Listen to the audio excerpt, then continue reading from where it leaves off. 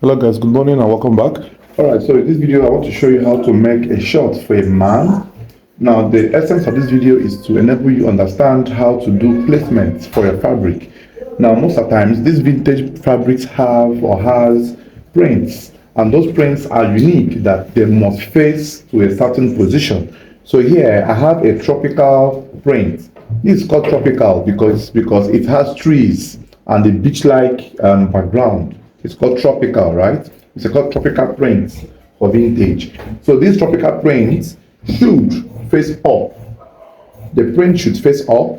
So that's the first thing you need to know, because if you make it to face sideways or down, you have ruined the outfit. That's the reason I had to fold it in this very form, right? Then after which, now the next thing you will do is to mark out your sidelines.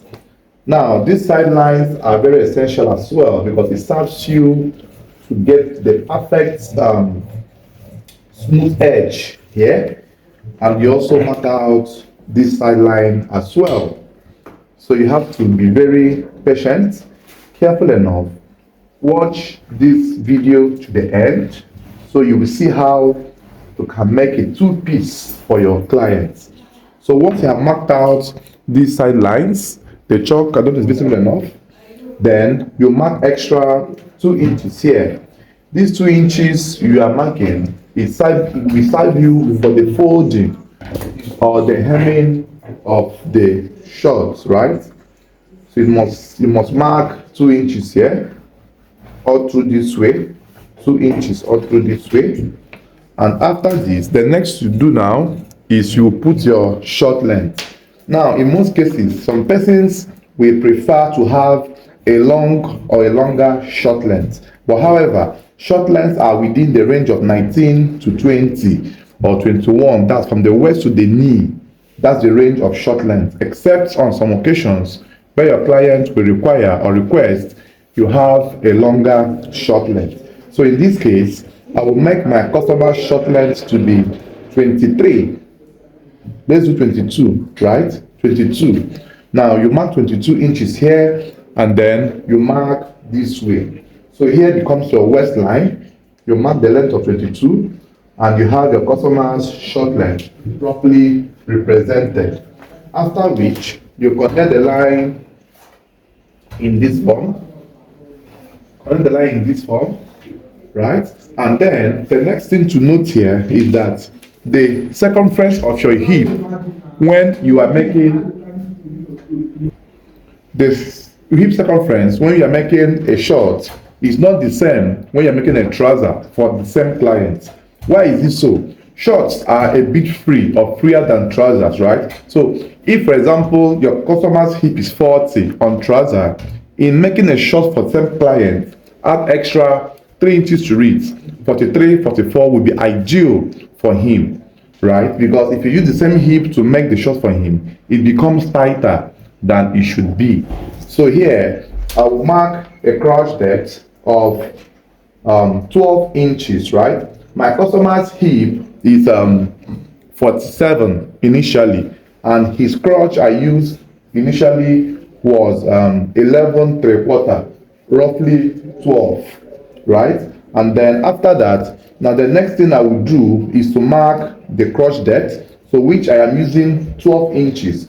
But please bear in mind and note that when you are making a short for a client, you are not going to increase the crotch measurement. The crotch remains the crotch, but the hip measurement will increase. You get? So that means you are going to use the actual hip measurement to derive the crotch, while you use increase the hip on the hip circumference area, right? So these 12 inches I'm marking now is my customer's crotch. Then extend the line all through this way. Extend the line all through this way. And after this, the next you will do now will be to apply 12 inches here. That will give you that's the real hip measurement. So like I said, you need to increase it a bit. So I will mark at 13 to give me a way freer hip measurement against 47, right? So I'm adding extra 3 inches to that. So you mark in this form, after which add extra 2 inches, which is the constant measurement, right? And the waist of the customer remains the same. On the short measurement, you don't increase the waist remains the same, except he is looking for a rope or elastic and rope at the front. But here my customer will use belt, possibly with rope, to make so the waist remain the same. So here my customer's waist is 37. I will mark at 37 9.25 in this form, and then add extra 1 inch. It goes in this form. So after this, the next you will do now from the ankle, go in by 1.5 on the ankle, just like this, and then apply the knee circumference. And also bear in mind that the knee circumference is still not the same knee circumference of your trouser with your short. The short knee circumference is a bit bigger than the knee circumference of your trouser. For example, if your knee circumference of your client for trouser is 18, add extra 2 inches or 3 inches to it to give you that freeness at the knee area. So now, after this, now the knee of my customer is 18, add extra 2 to that, that's 20.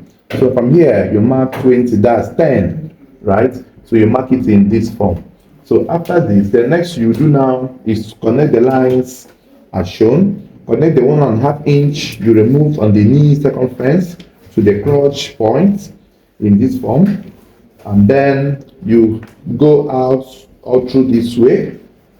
And after this, you connect the crotch extension from here, connect it to the knee circumference from here, and then you go all through this way. Now the reason I always tip out this form is because when you cut and when you are folding, this line will fall back to this. So if you had gone straight, this line will fall in. It will make the knee to shorten, right? So this is how you connect. And then connect the 1 inch allowance on the waist to your hip line. It comes all through this way, right? And then we are going to slope the front panel by 1/2 inch, that's 0.5. Then you make it a curvy connection. It comes all through this way, after which you put a pocket point to be 7.5 or 8. Let's use 7.5 in this form, and the up area will be 2.5 inch as well. So it goes all through this way, and then come up here by 2 inches for your hip point, and then use the pattern master, make a curve connecting the first 2 inches you have here to the second, to the one that came up this way. And that is how it is. And after this, you now start cutting. Please, if you like this video, don't forget to like this video, drop your comments, ask your questions if there is any, and subscribe to my channel so that you'll be notified whenever I make or post new videos just like this. So cut out all through this way, and make sure that everything is properly represented, right? All through this way. So stay tuned to as well see how the back panel will be cut. Very important as well. So this is the front panel we have drafted out now. So let us go and cut the back. All right, so now after this, the next you are going to do now will be to cut the back. So because of the print, normally you should have turned this over this way. If you turn it over this way, you have ruined the back piece, right? So you have to also maintain the same positioning for the back. So you see that this tends to consume kind of more material because of the position you will have to maintain in cutting the back piece. So you place it in the same direction, so the same print will still remain at the back area. Then here you extend the back line, extend this line to this point, and then after which you can still turn it over this other way around if you so wish, right? But I want to have here to come out as a straight line. Then here extend this area by 2 inches, extend here by as well 2 inches, then raise the back by as well 2 inches this way, and then it goes from here all through to this point, and then you connect all through here with a curve. It goes all through this way, and then add here as well 2 inches all through, 2 inches all through, 2 inches all through, and then you connect, and that's all you need to do for the back. So as you can see, the front is where you have to do most of the jobs or most of the drafting, but the back panel remains one of the simplest things you can do, right? So like I said, if you are enjoying this video, don't forget to like, share, comment, and subscribe to my channel. If you have already subscribed, thank you for subscribing, and always come along to watch my simplest sewing illustrations on this channel. So the back panel has been cut now. So the next thing I will cut will be the band, the pocket facing, the zip fly, and then possibly we go to the sewing process or stage. So let me cut them as well, so you have to understand everything together.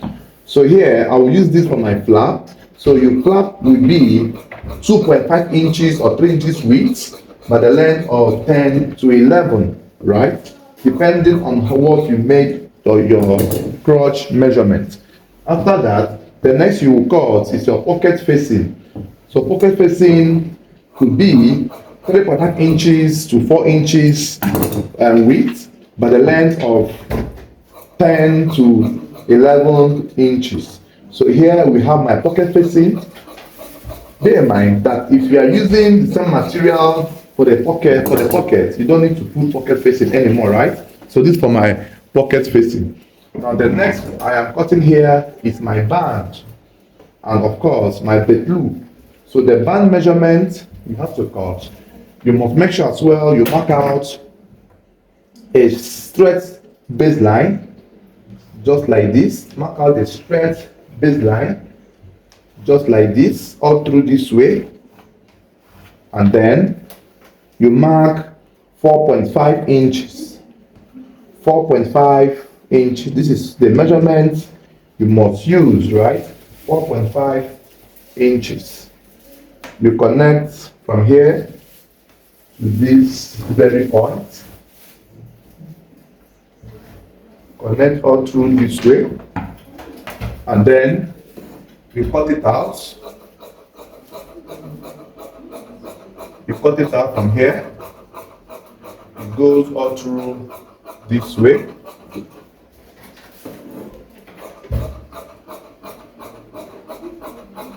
So I will try to make the video on how the shirt as well will be drafted. Then lastly, I will make the videos as well on the sewing processes. But before I do that, do me a favor by liking the video, comment and tell me you want to watch the next episode, and I will upload them on the channel as well. Thanks for watching, guys. See you on the next one. Bye for now.